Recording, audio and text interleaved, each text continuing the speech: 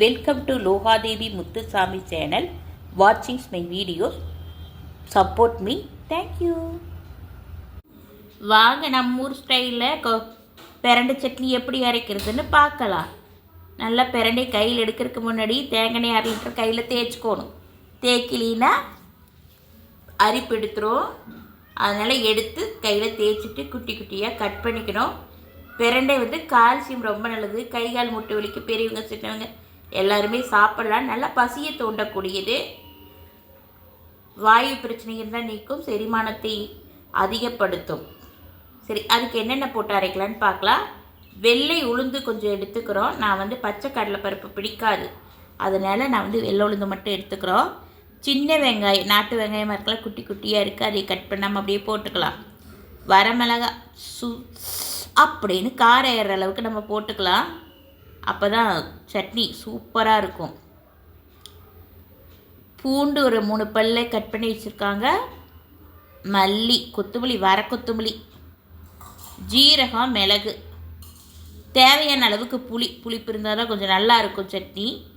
அதனால் புளி போட்டுக்கலாம் தேவையான அளவு தேங்காய் துருவல் பறக்கன்னு ஒரு மூடியை திருவி எடுத்து வச்சுட்டு, அப்புறம் பாருங்கள், வடைச்சட்டி அடுப்பில் வச்சு எண்ணெய் ஊற்றி, கடலெண்ணெயோ நல்லெண்ணெயோ எது வேணாலும் ஊற்றிக்கலாம், நம்ம இஷ்டம்.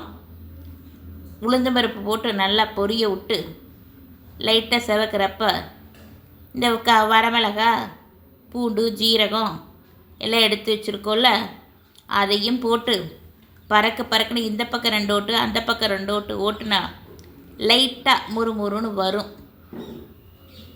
வர்றப்ப தான் குட்டி குட்டியை தொளிச்சு வச்சுருக்குள்ள நாட்டு சின்ன வெங்காயம், அதையும் உள்ளே போட்டு வறுக்கணும்.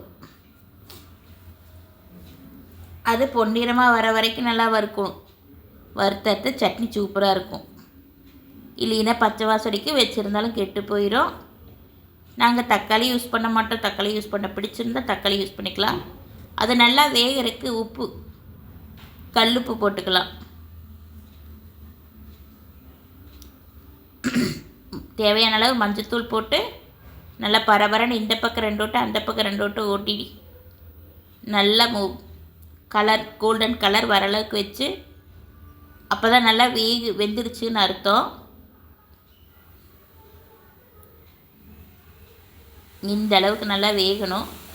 புளியும் போட்டு எண்ணெயிலையும் ஓட்டிக்கலாம். அப்போ தான் அந்த சட்னி கொஞ்ச நேரம் இருந்தால் நைட் வரைக்கும் இருந்தாலும் கெடாது. ரெகுலராகவே மதியம் ஒரு ஸ்பூன் வச்சு சாப்பிட்டா நல்லது. ஃப்ரிட்ஜில் எடுத்து ஸ்டோர் பண்ணி வச்சுட்டு ஒரு 10-20 நாளைக்கு தொடர்ந்து சாப்பிட்டா மூட்டு வலி, கை கால் வலியெல்லாம் குறைஞ்சிரும். நல்லா பசி எடுக்கும். ஆனால் ரொம்ப கால்சியம் இருந்தது, நானே பார்த்துருக்கேன். 1 மாதம் இதை சாப்பிட்டு இடுப்பு வலியே எனக்கு குறைஞ்சிருக்கு. இப்படி நல்லா தேங்காய் துருவலும் நல்லா வறுவிட்டுறணும். அப்போ தான் அந்த பால் தன்மையெல்லாம் போய் கெடாது சட்னி. பெருங்காயத்தூள் போட்டுக்கலாம், ரொம்ப நல்லது பெருங்காயத்தூள் சட்னிக்கு போடுறது. அதையும் போட்டு நல்லா ஒட்டி, கடலை கொஞ்சம் லைட்டாக நீத்து போகாமல் இருக்குது சட்னி. பொட்டுக்கடலை போடுறோம். போட்டு எடுத்து வச்சுட்டு ஆற வச்சுட்டு பிரண்டையை இன்னொரு வடைச்சட்டியில் போட்டு தேவையான அளவு எண்ணெய் ஊற்றி நல்லா வறுன்னு வறுத்த கலர் சேஞ்ச் ஆகிடும். நம்ம அந்த தலை எல்லாமே போட்டுருவோம்.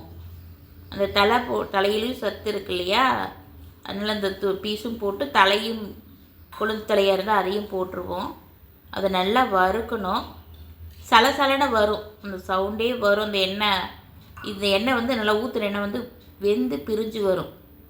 அப்போ கலர் கோல்டன் கலர் மாதிரி வந்துடும். இப்போ இங்கே வந்துருச்சு பாருங்கள். இந்த கலர் வந்த பிற்பாடு தான் பிரண்டி எடுக்கணும். இல்லைன்னா தொண்டையெல்லாம் மக்கிருக்க ஆரம்பிச்சிரும். ப்ராக்ஸாப்பில் எடுத்து தேடணும். நம்மளும் வறுத்து இப்படி 2ஐயும் எடுத்து தனித்தனியாக ஆற வச்சுட்டு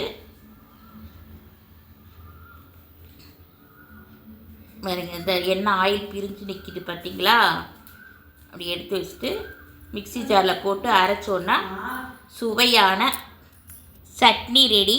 சுட சுட சாதம், இட்லி, தோசை எதுக்கு வேணாலும் வச்சு சாப்பிட்லாம். சூப்பராக இருக்கும். இவ்வளோ நேரம் வீடியோ பார்த்த அனைவருக்கும் நன்றி. மற்றொரு பதிவில் மீண்டும் சந்திப்போம். வணக்கம்.